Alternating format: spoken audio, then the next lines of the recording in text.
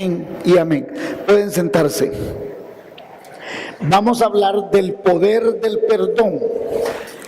A todos nos gusta que nos perdonen algo, especialmente si tenemos una deuda económica, pero perdonar se nos hace muy difícil a la mayoría de personas. Y la pregunta es, ¿por qué es que se nos hace difícil perdonar cuando alguien nos ha hecho algo? En Mateo capítulo 18 hay una historia que Jesús narra y que nos puede ilustrar realmente la importancia no solo de perdonar, sino también de recibir perdón. Y quiero que veamos algunos aspectos. Número uno, Pedro es quien le pregunta a Jesús acerca del perdón. Mateo 18, 21 y 22. Dice, entonces se le acercó Pedro y le dijo, Señor, ¿cuántas veces perdonaré a mi hermano que peque contra mí?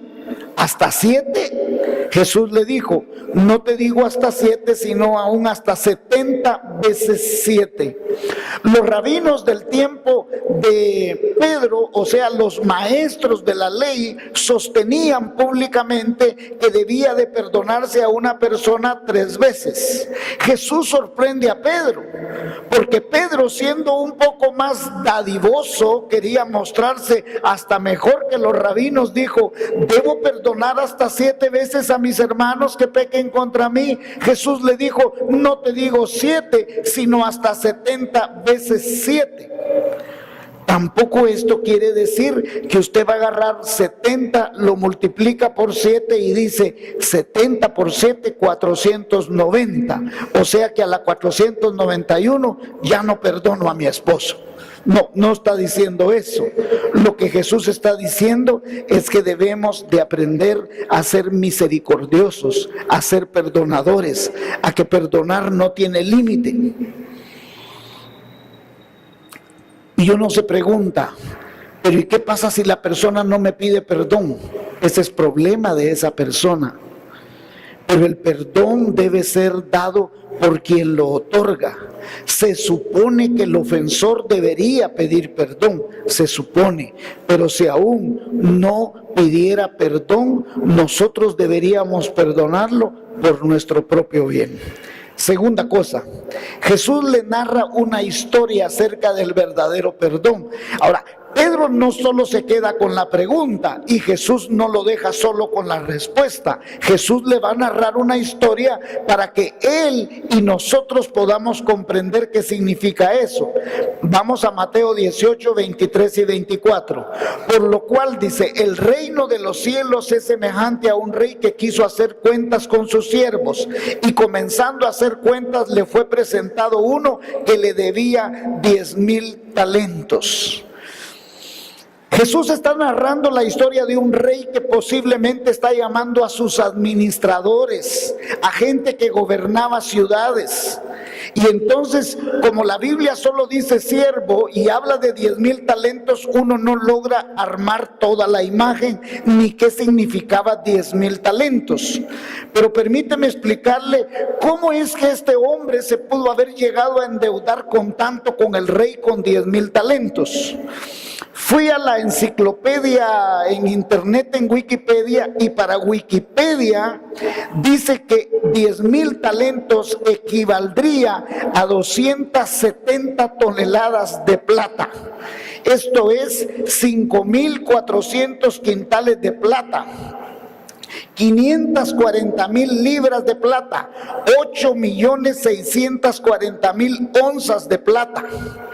Y si vendiéramos la onza a lo que vale hoy en día, vale $14.60, serían 126,144,000 dólares. Y si lo pasamos a quetzales, son 946 millones de quetzales. Dividido dentro de 100, este hombre debería 9,460,000 días, suponiendo que el día se le pagara 100 quetzales. En otras palabras, nunca podría pagar una deuda.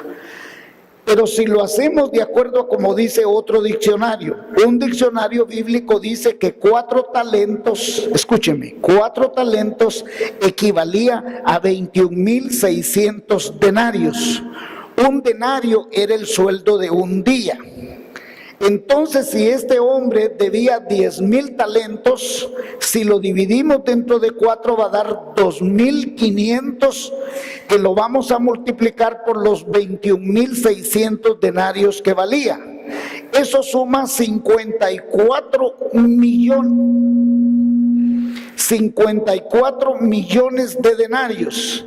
Si lo dividimos dentro de 365 días, que era el sueldo, suponiendo que no se descansaba ni un solo día, quiere decir que este hombre tendría que haber trabajado 147,945 años. Hermanos, en otras palabras, Jesús lo que nos está narrando era imposible que él pudiera pagar. Era una deuda impagable.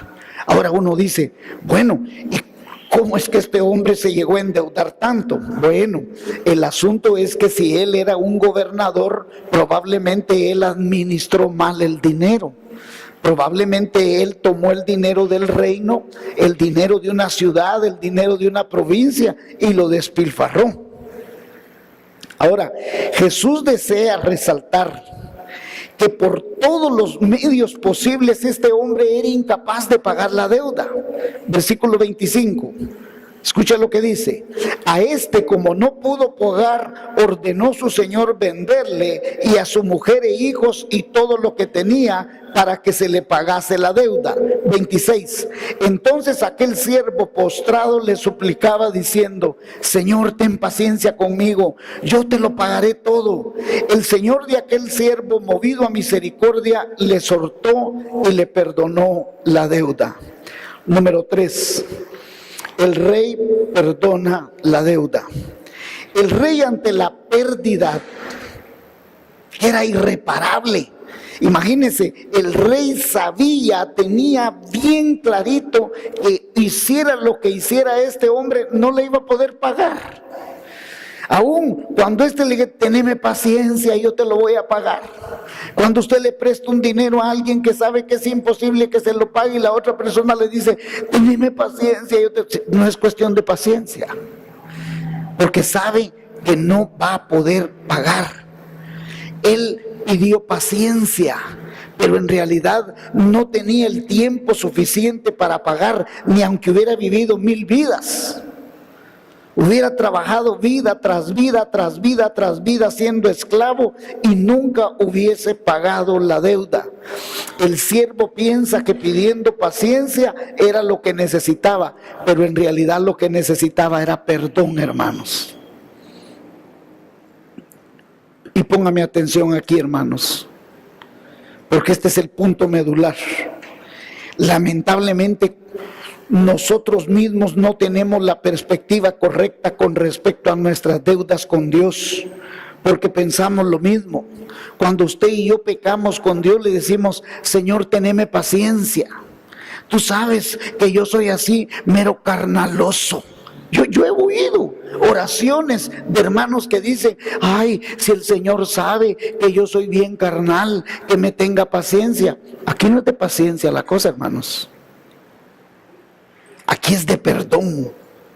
Lo que realmente necesitamos es perdón. Y el rey sabía que no podía pagarla. Por eso la Biblia dice que el rey, movido a misericordia, perdonó la deuda, sabiendo que realmente hiciera lo que hiciera, no podía pagar la deuda.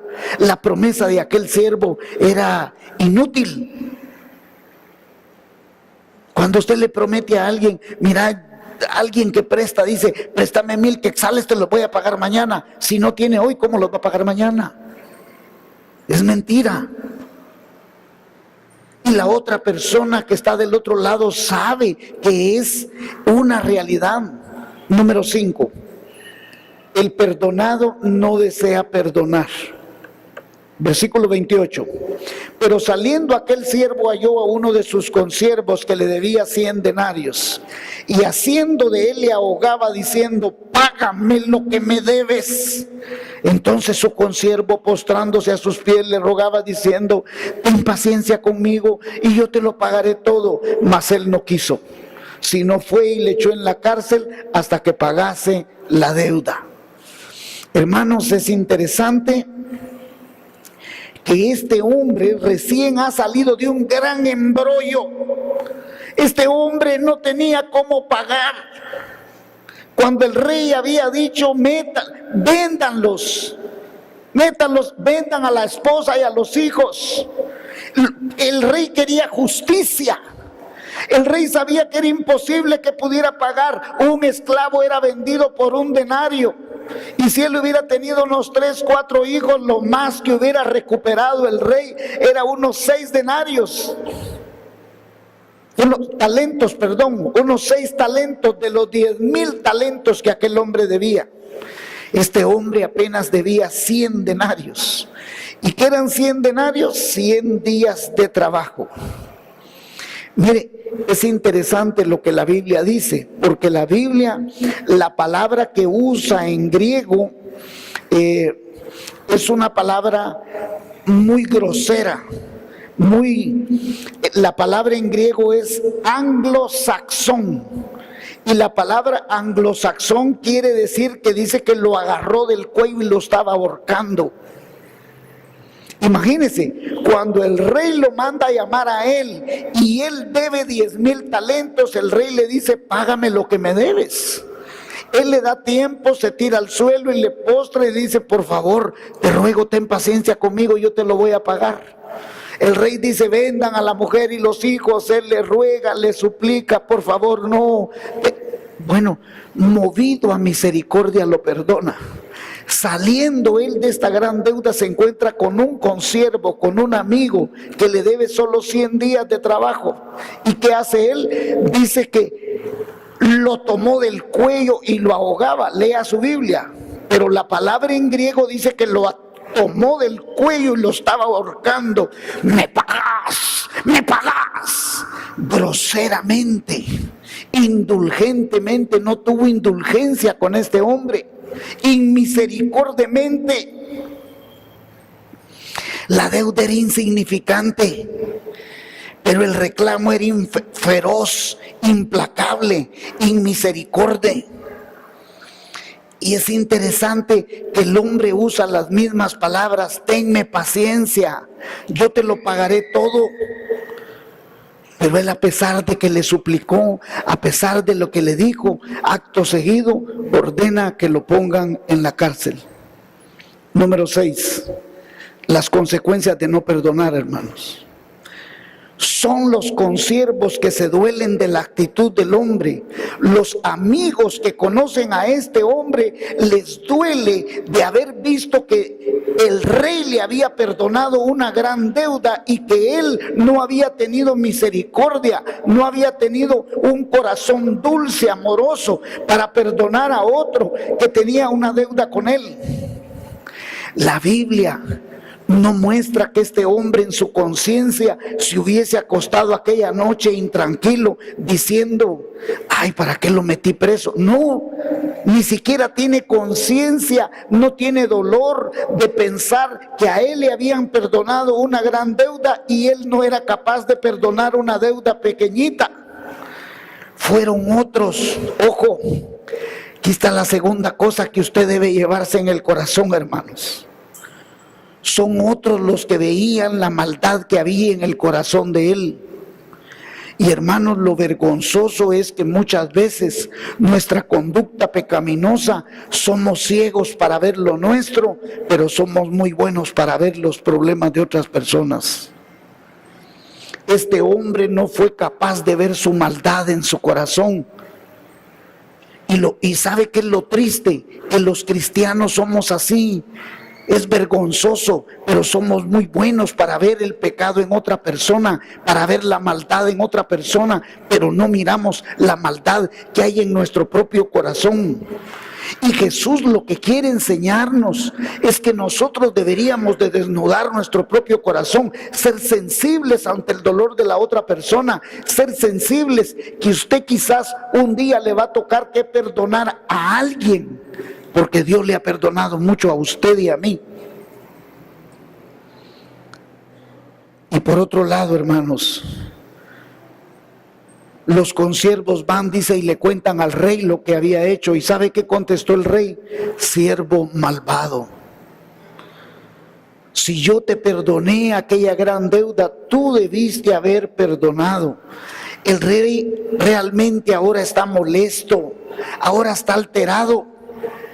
Él sabía lo que le había perdonado al otro y que éste no había sido capaz de tener misericordia. ¿Y qué quiere decir esto? Que desde el principio él no merecía ser perdonado.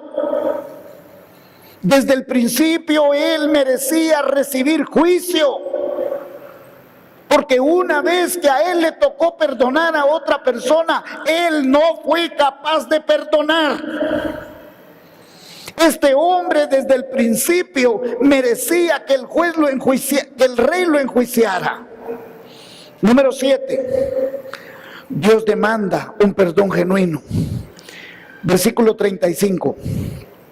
Así también mi Padre Celestial hará con vosotros, si no perdonáis de todo corazón a cada uno de sus hermanos, sus ofensas. Jesús establece un principio, hermanos. Y el principio que establece aquí es muy claro, que toda persona, por muy grande que sea la deuda, nosotros debemos ser capaces de perdonar, porque nosotros mismos hemos sido perdonados. Y el principio tiene una aplicación universal, es para todas las personas y es para las cosas grandes y para las cosas pequeñas.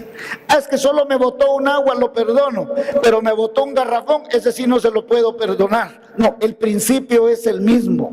Perdonas a todos y perdonas tanto lo grande como lo pequeño. Nosotros no tenemos el derecho de abrogarnos la capacidad de no perdonar a nadie. Nosotros no podemos retener el perdón de nadie, aunque nuestras razones sean muy válidas, que él ha sido muy malo, o él fue terrible con mi mamá, él fue terrible con mi tío, mira usted cómo era cuando yo era niño. Nosotros no tenemos ninguna razón válida para no perdonar ni retener el perdón, porque Dios nos ha perdonado más. Hay cristianos honestos, sinceros, que se niegan a perdonar, no solo por las razones equivocadas, sino que se sienten justificados por lo que le han hecho. Pero el razonamiento usual es que no debemos perdonar a nadie si no se arrepiente sinceramente. Nuestro perdón debe ser otorgado por ejemplo de que Jesús nos perdonó a nosotros. Jesús nos dio ese ejemplo y nosotros debemos ser capaces de perdonar a todo creyente. Nosotros no somos llamados a juzgar si la persona se arrepintió de verdad o no, porque somos muy buenos en decir, yo vi que él pidió perdón pero no estaba arrepentido. Eso no le toca a usted juzgarlo. Porque el rey la primera vez que fue, él no dijo, ¿será que este realmente está arrepentido? Era obvio que no. Pero el rey no lo juzgó como alguien que no estaba arrepentido, simplemente lo perdonó. La persona que no perdona, hermanos, lamentablemente se resiente, se amarga, pasa todo el tiempo pensando en lo que le hicieron. La persona que no perdona piensa en todo momento sobre ese asunto y no le permite tener paz. Se le altera el sistema nervioso, se le altera la circulación de la sangre, se vuelve ansiosa y lamentablemente al tener su sistema nervioso alterado, al tener su presión arterial alterada, usted empieza a alterar todos sus órganos, usted empieza a enfermarse e indefectiblemente, tarde o temprano, eso hará mella en su corazón, hará mella en su vida. Usted empezará a enfermarse de todos sus órganos. La persona que guarda rencor, la persona que guarda resentimiento, no solo se amarga, de la noche a la mañana su salud se verá minada. Y hermanos, amigos, personas que nos escuchan no solo aquí, sino en las redes sociales, antes de provocarnos dolor y enfermedad a nosotros mismos, estamos obligados a perdonar. Porque antes Dios nos perdonó a nosotros y porque Dios nos perdonó primero. Y porque Dios nunca ha necesitado el perdón de nadie. Dios otorga el perdón sin necesitar el perdón de nadie, porque Dios nunca le ha fallado a nadie. Y la Biblia dice que al que mucho se le perdona, la Biblia dice que ama más. Por tanto, nosotros deberíamos de estar en la capacidad de perdonar. No tenemos el derecho de retener el perdón de nadie. En el 2008 viajé a San Salvador, hermanos, invitado por un pastor de una iglesia bautista a predicar allá. Platicando con el pastor me contó una historia. Y la historia que me contó es que en su iglesia había una jovencita que de niña su abuelito la tocaba. Entonces la niña, conforme fue creciendo con un resentimiento hacia su abuelo. Conforme la niña fue creciendo, sus pechitos le fueron creciendo mucho más y era lo que el abuelito más abusaba. Nunca se quiso casar, nunca quiso tener novio, y justamente a los 33 años, cuando el odio se había apoderado de su corazón hacia su abuelo, empezó a sentir malestar en su cuerpo. Fue donde el doctor le hicieron exámenes y resultó que tenía cáncer en los pechos. Fue con su pastor y le dijo: pastor, quiero que ore por mí. Me han detectado un cáncer terminal. No hay manera que puedan hacer ya nada por mí. El pastor le dijo: ¿tú sabes por qué te ha venido esto? Le cuenta la historia que yo les estoy contando a ustedes. Él ora por ella y le dice: necesitas ir con tu abuelo y perdonarlo. Si tú mueres, necesitas irte de aquí con tu corazón limpio. Necesitas perdonar a tu abuelo.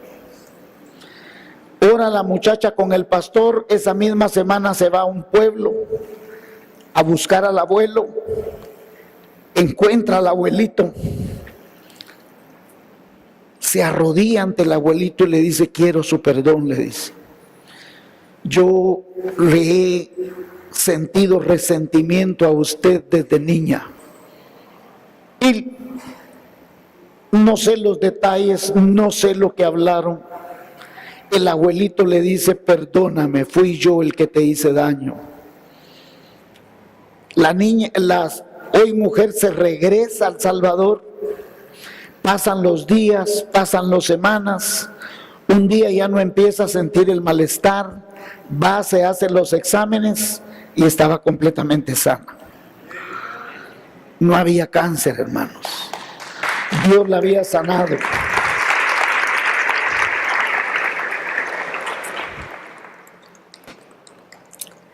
Es importante entender, hermanos, que el poder del perdón, cuando Dios nos perdona a todos nosotros, nos reconcilia, nos bendice, nos transforma. Dios más que nadie desea reconciliarse con nosotros. Por eso fue que envió a su Hijo a morir en la cruz, porque ninguno de nosotros podía pagar la deuda que teníamos delante de Dios. Entonces Dios en pago envió a su propio Hijo a morir en una cruz. ¿Y cómo entendemos que Dios aceptó el pago de ese sacrificio? Porque resucitó a los 3 días de la tumba y ascendió a los cielos. Dios pagó el precio que ninguno de nosotros podíamos pagar. Y la enseñanza de hoy pretende que nosotros aprendamos a ser indulgentes, que seamos comprensivos, que seamos perdonadores, que dejemos las consecuencias a Dios. Yo sé que usted puede tener todas las razones del mundo de decirme: es que usted no sabe lo que me hizo, usted no sabe el dolor, lo que ha acarreado para mi vida. Una persona puede entrar a robar a su casa y aún usted descubrirlo y perdonarlo, pero aún la policía lo agarra y las consecuencias pueden ser que aunque usted lo perdone, él va preso, o puede que no vaya preso. Hay cosas, escúcheme, hay cosas que ya no le competen a usted, le competen a Dios. Dios es el que hace justicia. Nosotros tenemos que admitir que si no perdonamos de corazón, entonces nosotros tampoco podremos recibir perdón. Tampoco podemos decir, y escuche esto, no puedo decir ni sostener teológicamente que la falta de perdón es el pecado imperdonable. Lo voy a repetir. No puedo decir ni sostener teológicamente que la falta de perdón es el pecado imperdonable. Ponga atención. Es más apropiado decir que perdonar es la evidencia de que alguien ha sido perdonado y por eso es capaz de perdonar. Amén.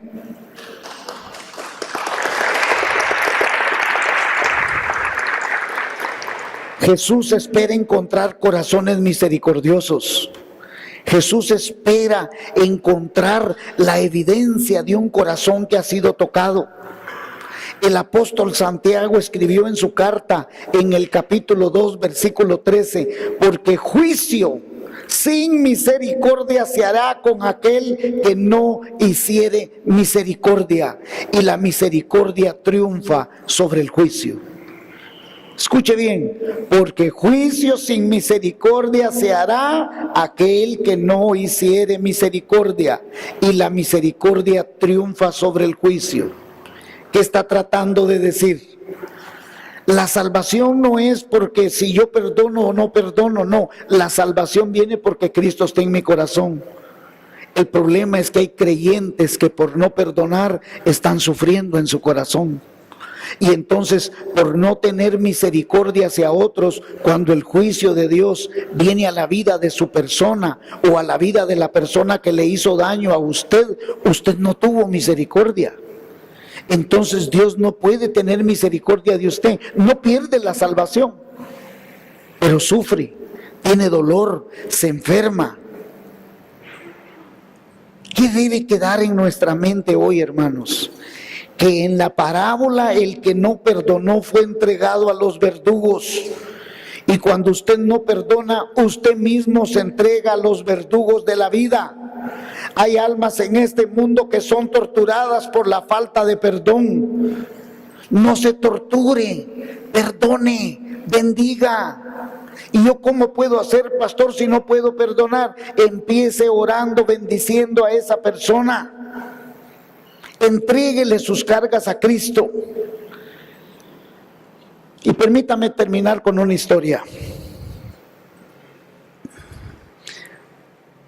Hace 20 años, en 1998, principios de agosto, 1998, primera semana de agosto, yo estoy orando una noche y le digo al Señor: Señor, quiero que me bendigas. Bendíceme, por favor, le dije yo. Yo quiero que me bendigas. Y audiblemente escuché la voz de Dios que me dijo: no te puedo bendecir porque tú tienes mucho odio contra tu papá. Y yo le dije: Señor, ¿qué puedo hacer si mi papá ha sido muy malo? Mi papá ha sido terrible. Yo no te estoy preguntando eso. Te estoy diciendo que tienes que ir y perdonar a tu papá y pedirle su bendición. Señor, tú sabes que yo no puedo hacer eso. ¿Tú quieres que te bendiga?, me dijo el Señor. Yo le dije: sí, Señor. Tienes que ir y pedirle la bendición a tu papá. Hermano, sinceramente yo no, la cabeza me daba vuelta. ¿Y sabe por qué? Porque mi papá había sido un hombre terriblemente malo.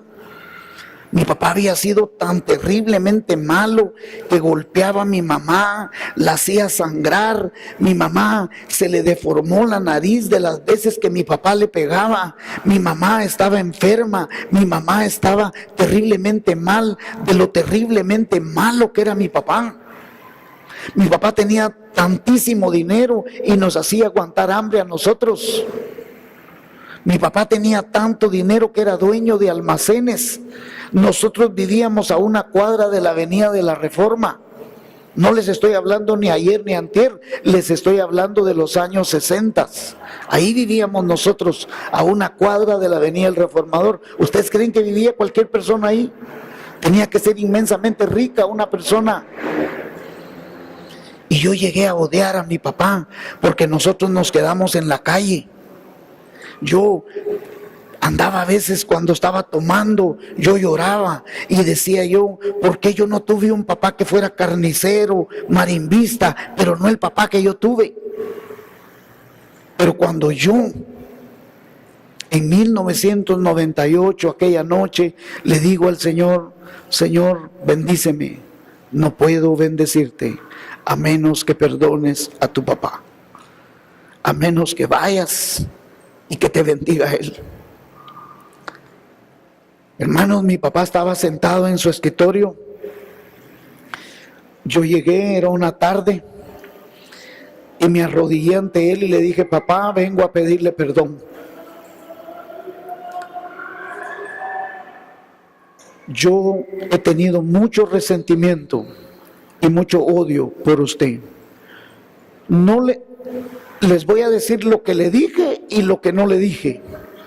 Le dije, he tenido mucho resentimiento y mucho odio por usted, pero hoy vengo humillado ante usted a pedirle perdón. Y quiero pedirle que me bendiga. Y él me levantó, me tomó de los brazos y me dijo, levántate, el que necesita arrodillarse soy yo, porque yo he sido un hombre malo. Yo nuevamente lo dejé y me arrodillé y le dije, a mí no me importa, usted me tiene que bendecir hoy. No sé cómo hacerlo, me dijo. Yo le tomé sus manos y las puse sobre mi cabeza y lo guié a que me bendijera. Y me bendijo. ¿Qué no le dije? No le dije absolutamente nada de lo que él había hecho conmigo, con mis hermanos, con mi familia, con mi mamá, porque eso hubiera implicado que yo no lo había perdonado, porque perdonar es decir la razón por la cual usted está perdonando, pero no da absolutamente ningún detalle, porque eso sería volver a reclamar y abrir la herida, hermanos. Perdonar es olvidar.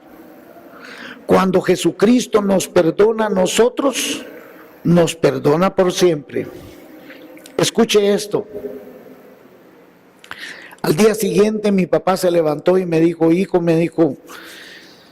quiero que vayamos a comer. Él era un hombre que tenía tanto dinero, escuche, tanto dinero, que lo perdió todo.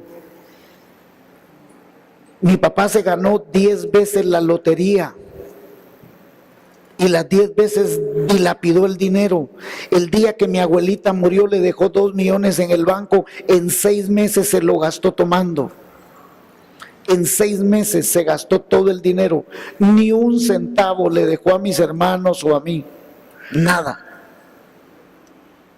Pero aquel día, al día siguiente, me dijo, vamos a comer. Yo lo abracé. Mire, lo que nunca hizo mi papá en la vida de abrazarme, yo sentí aquel abrazo como una cosa maravillosa. Nos abrazamos, nos fuimos caminando, yo iba a comer con él, me decía, mira, no tenés, yo le daba dinero, hermanos, a los 10 días cayó enfermo. Él me dijo, siento un dolor aquí, lo tuvimos que llevar a un hospital. En el hospital dijeron que le había dado un derrame al cerebelo y eso implicaba que no iba a hablar, que no iba a caminar, que no se iba a mover y que él iba a ser un vegetal para toda su vida. Cuando yo llegué al hospital, ese domingo, después del culto, fui al hospital. Y le dije, papá, vengo a hablar con usted. Él se volteó y me dijo, mira, me dijo, yo sé que no voy a salir de aquí, me dijo. Pero quiero que le digas a tu mamá que me perdone. Dile a tus hermanos que me perdonen. Dile a toda la gente que yo lastimé, que realmente les pido perdón de todo corazón. Pero cuando yo miré, la doctora está en la puerta, la enfermera está en la puerta. Y ellas me dicen, ¿cómo es posible que él puede hablar con usted si él no puede hablar? Me dijo. Él está mudo, él no se puede mover. Y yo le dije, no es su boca la que habla, es su espíritu que Dios le está permitiendo hablar para ir en paz.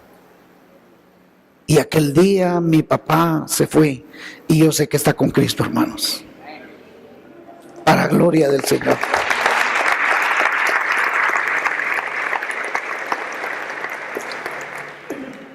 Yo quiero decirle a usted hoy, ¿a quién necesita perdonar?